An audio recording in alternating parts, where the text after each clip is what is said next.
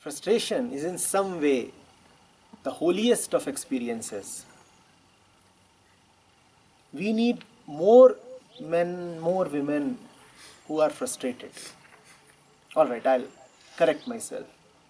We need more people who acknowledge their frustration, because frustrated everybody anyway actually is. But we don't acknowledge our frustration. We rename it.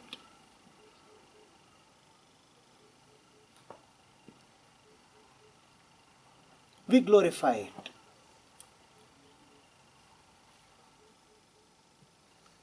Very artificially, we sanctify it. Unless you are frustrated from the world, how will you ever accept the reality of your relationship with the world?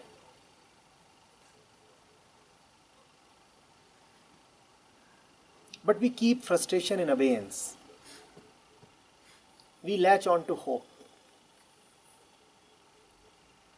Frustration keeps eating at our insides. We keep on getting hollowed from within. But we don't acknowledge. In order to escape from the fact of our frustration, we create alternate worlds. We create worlds of responsibilities. We create worlds of duties. We create worlds of absorbing daily routines. We create huge business empires that demand our constant involvement. Because unless you create alternate worlds that you can escape into, how will you be able to deny the existence of the elephant in the room?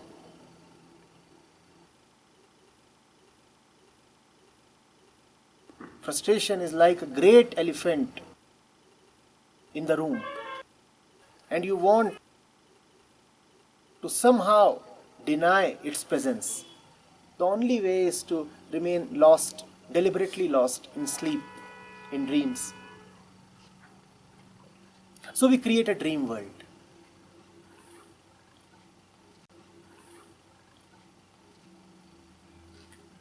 It's a very defeated exercise, always shambolic, yet we indulge in it. Deep within, we all know the fakeness of all our worlds.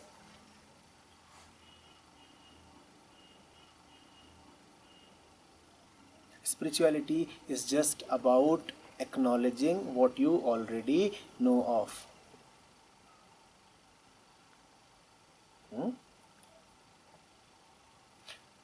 We are not born to be frustrated. It is not our destiny.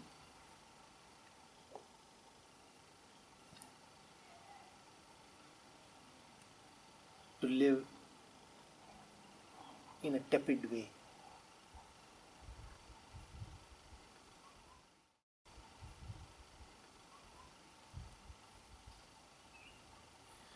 It is not at all necessary that our face remains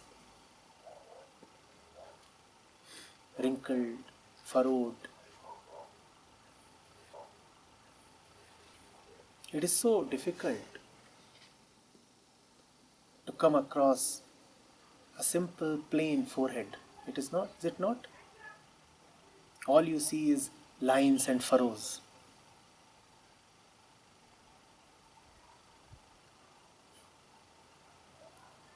Is that really our destiny? Is that what a child is born for?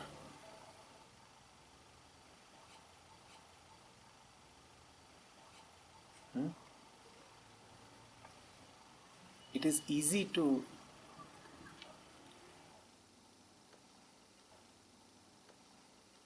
give that up which you anyway should not have carried with you.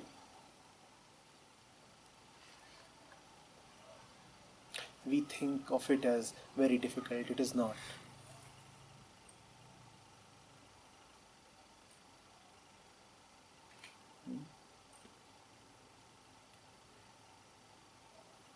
Saints have cried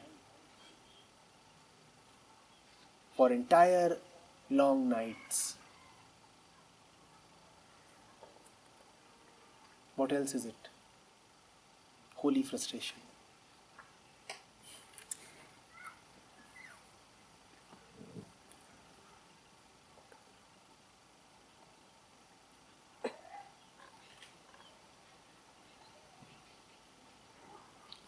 I was in Amritsar yesterday. I was spending time with Guru Nanak.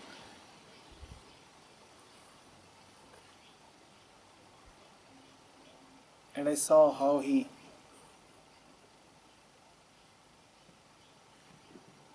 would keep crying and nobody would understand.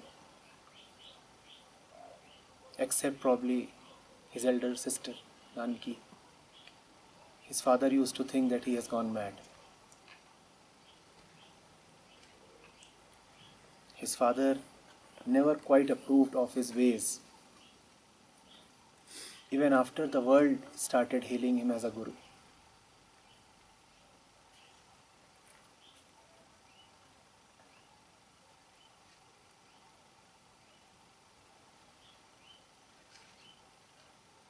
Kindly do not start taking your inner turmoil as the sign of some disease. In fact, I would venture to say that if you do not experience that inner turmoil, then there is something wrong with you.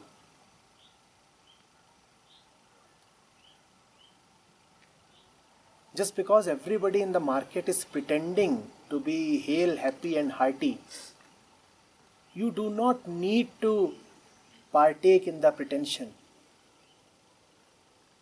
You do not need to join the facade.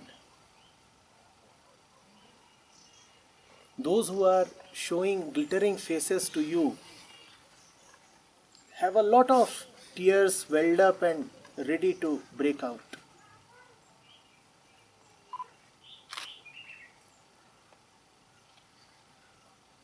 Great songs, great paintings, great art has sprung up from frustration. In fact, I really believe that you cannot write a beautiful song unless you are well versed with pain.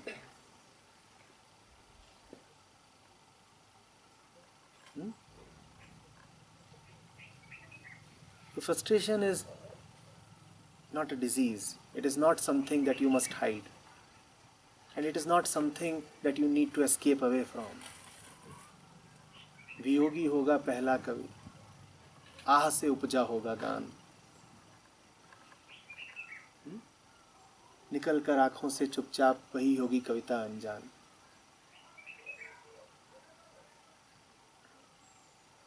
There are poets and then there are seers. When you experience sadness, then you are a poet. When you acknowledge sadness, when you go to the root of sadness, then you are a rishi, a seer, a sage.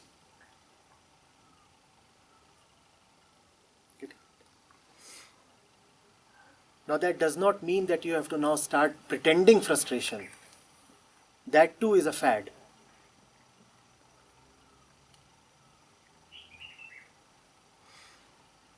We live in a wannabe world.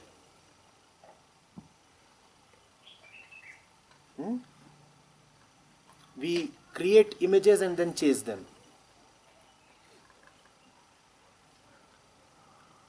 So it is one thing attractive to mount the great podium. It's a fantastic image to be the ruler of the podium and have everybody listen to you. The crowds are an audience to you. And if somebody tells us about the hollowness of all that, then we become a wannabe rebel, the frustrated one, and we go to a corner and show the entire world that we acknowledge our isolation, that we are cornered, that we are frustrated, that we are not a part of the crowd. And it's a great way to gather the crowd. Occupy a corner. Occupy a place where nobody else goes. And very soon you will find that the crowds are thronging to you.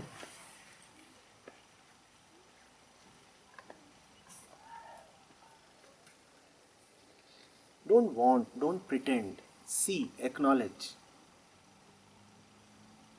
What is the fact of life? How do you react to your own sweat?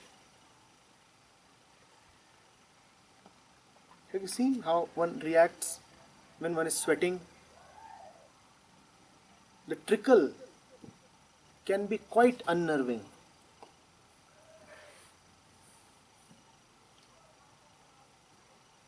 Have you seen the aggression with which one often wipes out his sweat? The aggression, the frustration, the resistance. Have you seen how you take bath? Have you seen how you splash water upon yourself? Have you seen how you react when your car does not behave properly?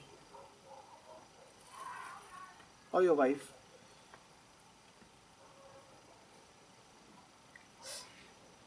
These are all telltale signs of hidden frustration.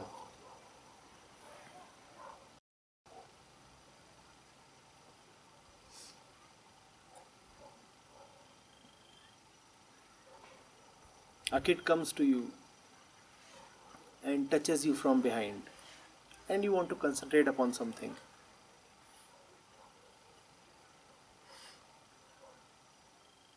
First time you smile at him.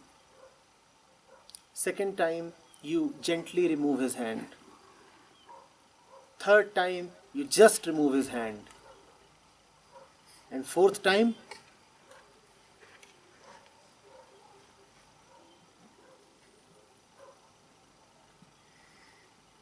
the volcano bursts. The pretense cannot last long.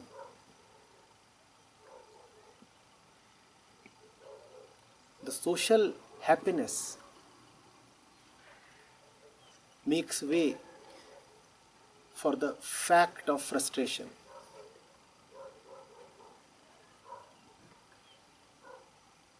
See that you are frustrated,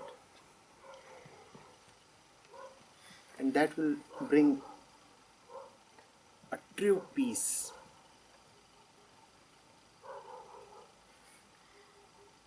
There is nothing more frustrating than hiding frustration.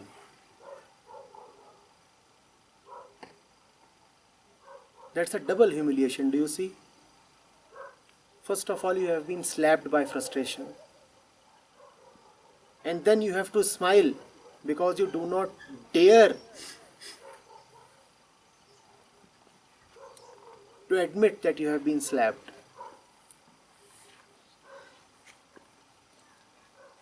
Who can really be joyful under this double humiliation?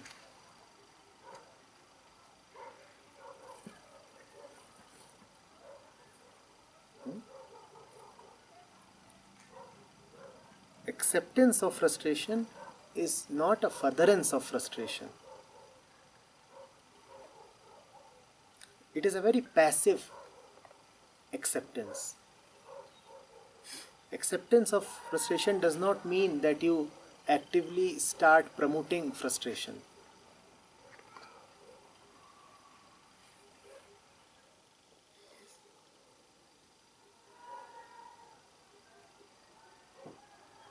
I do not know whether that word exists in the human dictionary, but God is the only anti-frustratant.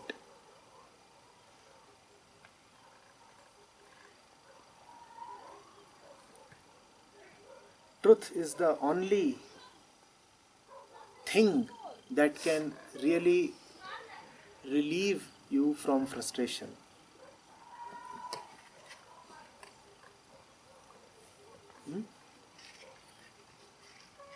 You know what the word frustration means. Frustration means a disappointment of desire. There can be no frustration without desire. You want something, it does not materialize. This situation is called frustration.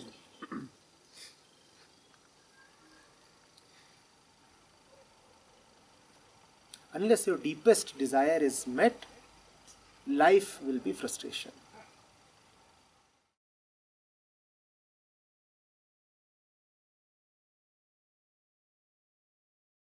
All these desires are good, they are playthings. Let the desires be there.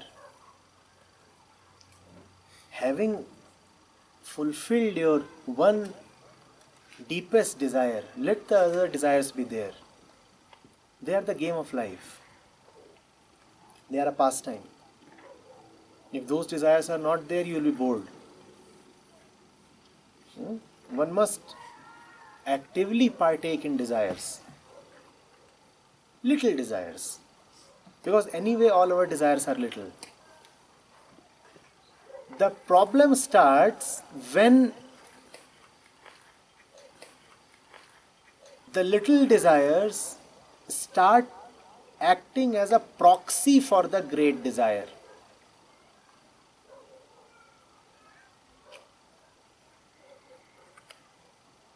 You want some money. It is a little desire. And it is a harmless desire. The problem starts when you start wanting peace through money. Money is harmless. But when money becomes a proxy for peace, then money is very harmful. People do not chase money. They chase peace through money. And that is called becoming money-minded.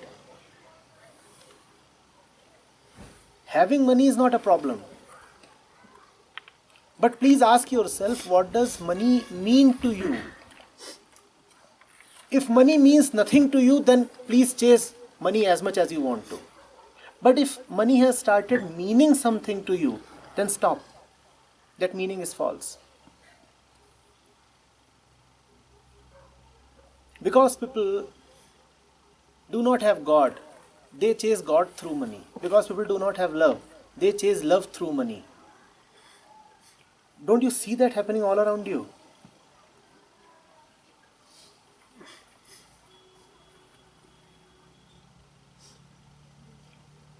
When the little desire becomes the face for the great desire, then the little desire is very harmful.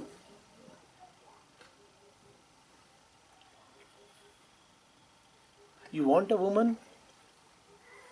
Go and get a woman. It's all right. Your entire body, your entire configuration, the mind, everything is designed to meet and mate. Go ahead, meet a woman, meet a man, participate in the game of Prakriti. It's all okay. But if you start thinking that a man or a woman will bring contentment to you, will bring godliness to your home, then you are going to be severely disappointed. And that is why you see disappointed couples. The man was living a forlorn life. He thought that when he would get married, then the woman would be bringing the forest to his desert.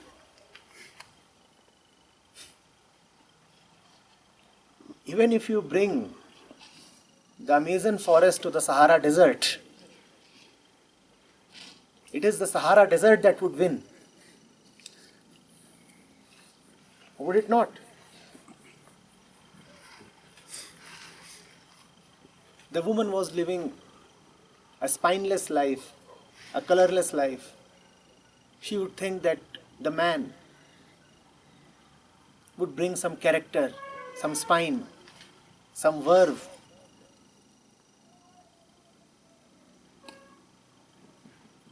The man himself is often spineless. So after a while the woman starts feeling disappointed. I thought he would be a pillar of support.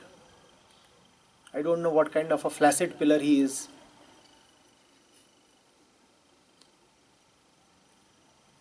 Never upright enough to support anything. And there is then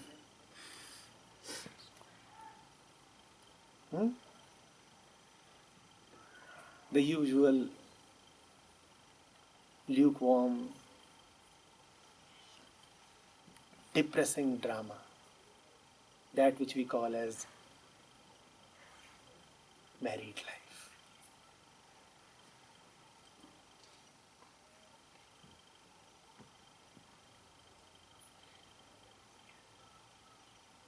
He wants the omelette, she doesn't have the eggs. She wants to go shopping, he doesn't have the time or the money.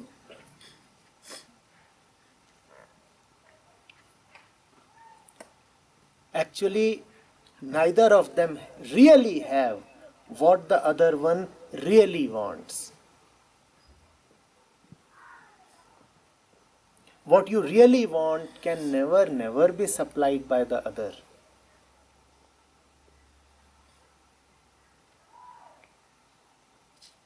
That real want is extinguished only when you clearly see that it need not be extinguished, because it is a want that is satisfied in advance.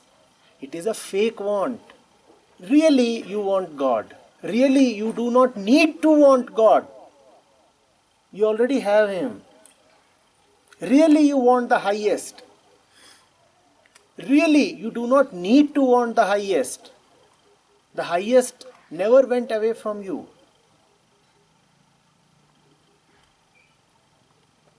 Once you see that the highest is always there with you in your form, then you can play around with the world. Then you can say, well, I want a pizza. And then the pizza is just a pizza. Then the pizza is not peace. Do you know why pizzas are so overpriced? If a pizza is selling for $400, 100 is the cost of the pizza and 300 is the cost of peace. That is why you pay so much for the pizza. When you go to a luxury hotel and pay $10,000 for a night stay, 500 rupees is for the stay and 9,500 is for the satisfaction that the stay brings to you. That satisfaction is demanded only by those who are not otherwise satisfied. If you are otherwise settled and satisfied, then you will not want to unnecessarily spend those 9,500 bucks. Do you see what kind of price you pay for not being satisfied? Do you see that? Where 500 rupees could have sufficed, you end up spending 10,000, 20,000 for one night. Having slept, did you know where you are sleeping? Anybody here who knows where he is sleeping after he has fallen asleep? but you spend 20,000 for one night. 19,500 is for the lack of God.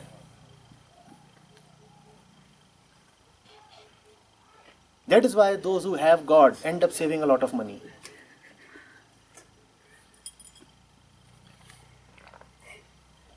Seriously, that is why saints survive and thrive on so little. You call them fakir, they call themselves badshahs. Because they don't need to spend so much. You need to spend so much because you are sick. You spend so much to artificially feel healthy. Don't you see what you do? When you are feeling down, you go shopping. The fakir does not need to go shopping because he is anyway never feeling down. When the relationship is going bad, you buy jewelry. The fakir does not need to buy jewelry because his central relationship anyway never goes bad.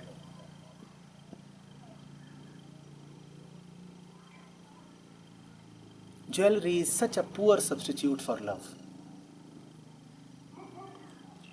Is it not? But jewelry costs a lot of money. And that is why people want to earn so much money. When I look at people who are in the race for money, first question I ask them is, tell me really, what are you compensating for? What hole are you trying to fill? There is surely some bottomless pit, an endless well that you are trying to fill. You will never be able to fill it. All your money will go waste.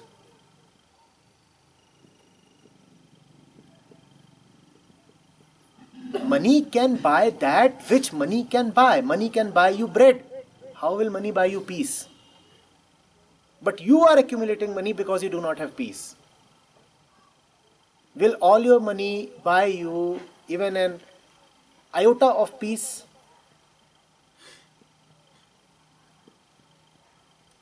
Will all your achievements get you love?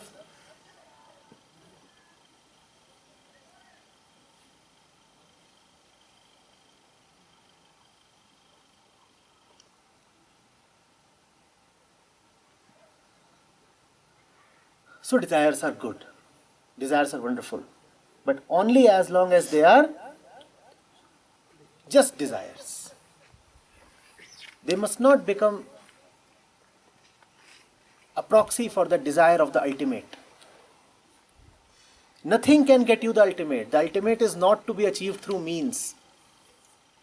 No means, no bridge, no method can ever get you to the ultimate. The ultimate is not something to be gotten. Nobody ever gets there.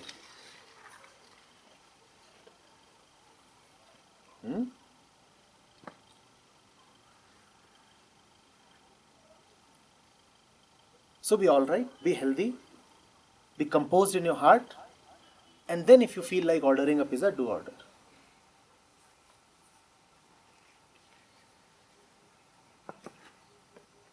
Yes?